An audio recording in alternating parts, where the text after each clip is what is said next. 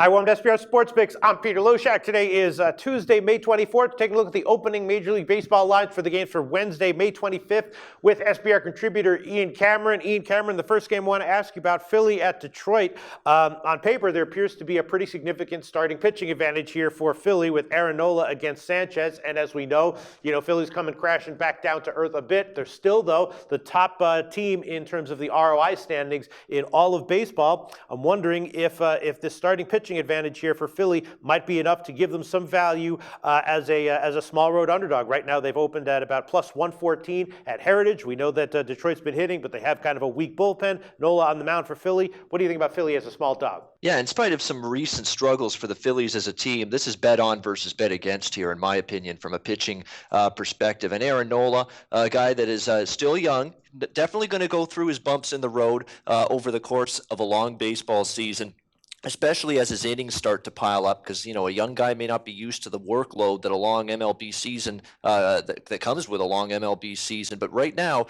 you can't argue with the results for Aaron Nola. He's been very, very good. He's been a strikeout machine, 64 strikeouts in 60 innings. How about 64 strikeouts this season and 43 hits allowed? Way more strikeouts than hits allowed. So that tells you just how dominant Aaron Nola has been at times. A 2.85 ERA on the season, even better than that on the road, 2-0, a 1.32 ERA, 5 runs allowed in 34 innings pitched on the road, 5 walks to 34 strikeouts, just 1 home run allowed on the road, which is something that I really like to see in this particular matchup, because we know Detroit has some home run power in their lineup. So the fact Nola just allowing the 1 dinger away from home this season may set him up for some success here against this Detroit lineup. On the flip side, Anibal Sanchez has been a bet against pitcher for me for a few starts in a row now, and it's really worked out well. Detroit's 0-4 in his last 4 starts. He's allowed 4 runs or more in every single one of those outings.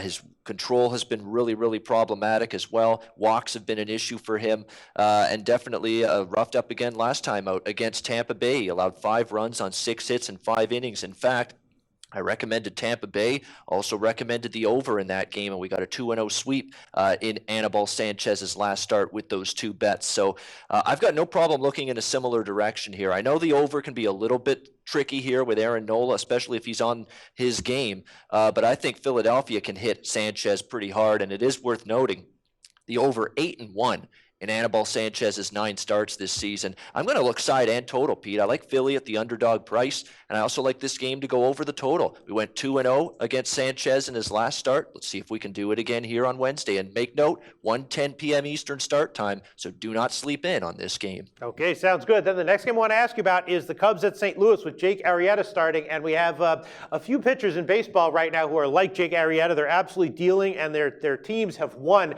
each of their starts so far this year. Chris Sale is one of those. Actually, Tomlin's one of those. Kershaw, I believe the Dodgers have lost 1, but they've won all but 1 of his starts. And Jake Arrieta is one of those as well. Obviously, he's pitching phenomenally well, and the Cubs have won all 9 of Arrieta's starts so far. And then on the other side, Carlos Martinez is having standard issue struggles. I'm wondering if the Cubs' big road favorite line here, opening at just minus 170, is not high enough and actually might have some value in light of how much of an automatic it seems to be that the Cubs win when Arrieta starts. Yeah, I'm not stepping in front of Jake Arrieta. That being said, I'm not laying this price with the Cubs. It's just something that doesn't interest me. I don't like the Cubs lineup right now. I mean, there are some real issues going on with this Chicago Cubs lineup. Maybe a sign that finally, after such a red-hot start, this lineup coming back down to earth. But right now, they're struggling with runners in scoring position. That clutch hit, the ability to get it, which was not a problem for the Cubs early in the year. It has been an issue in recent games. You look at ever since the second game of the San Francisco series, and really this dates back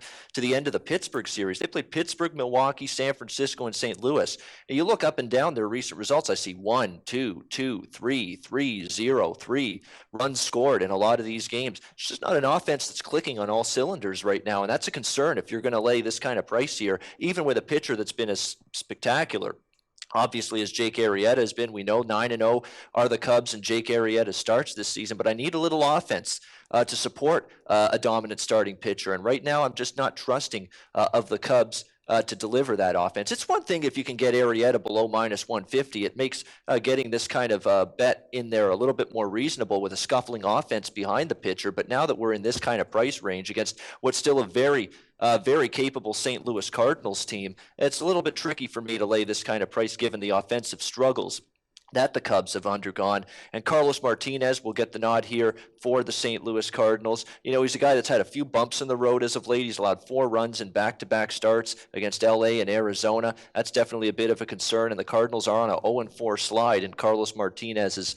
last 4 starts. But overall, he has pitched a little bit better here at Busch Stadium. Track record against the Cubs earlier this season, pitched very well against them. 1 run allowed in 7 innings of work. Cardinals able to win that game by a score of 5-3. So they did win with Martinez on the mound against the Cubs earlier this season. Like I say, I'm not going against Arrieta here, Pete, but I don't like what I'm seeing from the Cubs lineup. Just not coming through right now in clutch situations, and that's a concern in this kind of price range. Okay, fair enough. Good to keep in mind. And then the next game I want to ask you about is once again Baltimore as a road underdog at Houston. And the pitching matchup here is nothing to write home about. If anything, it probably favors Houston a bit, right? Wilson is definitely a questionable major league starting pitcher, at least at the moment. And McHugh has struggled this year as well, though he's been a bit better. But just as a team, Baltimore's been great on the road. Houston's been terrible at home. Baltimore has a road ROI of plus 12%. Houston has a home ROI of minus 24%.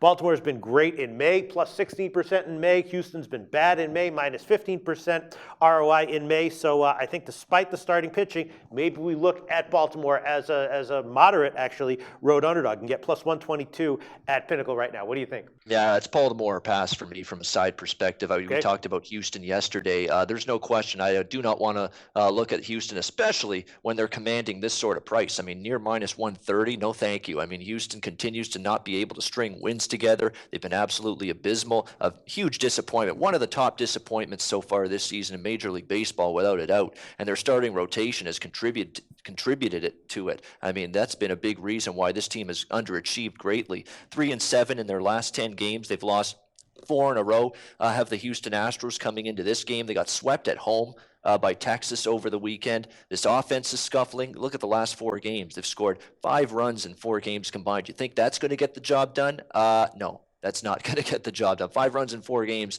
You can't hit the way out of a wet paper bag like the Houston Astros are right now. You're just not setting yourself up to win baseball games. And there's issues here up and down with this Houston team. Scuffling lineup, bad starting pitching, and a bullpen that's been a bit of a disappointment as well most of the season. So yeah, it adds up to a team that doesn't look like has the attributes that you'd want in a minus 130 favorite. That's for sure. I'm not a big Tyler Wilson guy. That would be the one concern I'd have here. But even Tyler Wilson, might be able to neutralize this lineup a bit. He's coming off a bit of a rough outing in his last start against Seattle, 5 runs in 6 innings of work during that start. The good news, though, for Tyler Wilson, he has been a little bit better on the road. He's allowed 3 runs or less in 3 previous road starts this season against Minnesota, Kansas City, and Boston. So maybe it sets him up here for some success against a struggling lineup. And on the flip side, Colin McHugh, I said before the season started, this guy, there's no way he can possibly do what he did last season. This guy had been a guy that had been, toiling around in the Mets organization for a long time, rarely got a crack at the major league level. Now, all of a sudden, he comes out of the blue once he joins Houston and becomes this great pitcher all of a sudden. I certainly had reservations about it continuing that success into this season, and so far it's been proven. He has not been able to keep it going. 5.13 ERA for Colin McHugh in 9 starts this season. Astros just 4-5 overall. In McHugh's 9 starts. He's been very hittable. He's allowed 63 hits in 47.1 innings of work. So he's just been getting smoked and tattooed quite a bit, and definitely doesn't set up well for him here against a Baltimore lineup that, when they're on, has the potential to hit mediocre to suspect pitching. So definitely with you, Pete. If I'm betting this one, I'm looking at the dog. I'm not making the case for the favorite. Okay, that's what I'm thinking as well. Ian Cameron, we got 12 other games from the Wednesday card. It's getting to that point in the season where some teams are sort of changing direction, changing momentum from some of their early starts. Some hot teams starting to come back down to earth, and some sluggish teams starting to improve. What would you like to bring to our attention from the Wednesday card?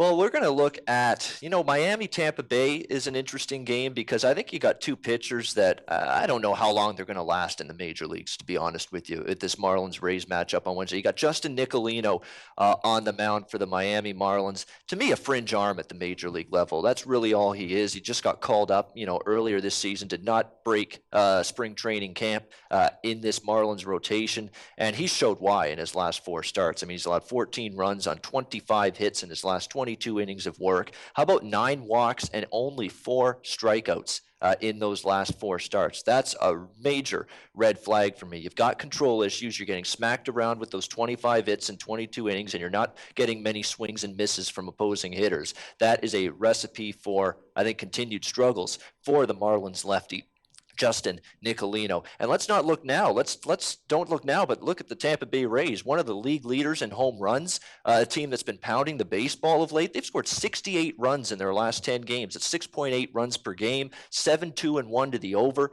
during that span over those last 10 games. They've hit better as a team against lefties all season long, a better batting average as a team against lefties than righties, more runs scored per game, 5.79 runs per game against southpaws.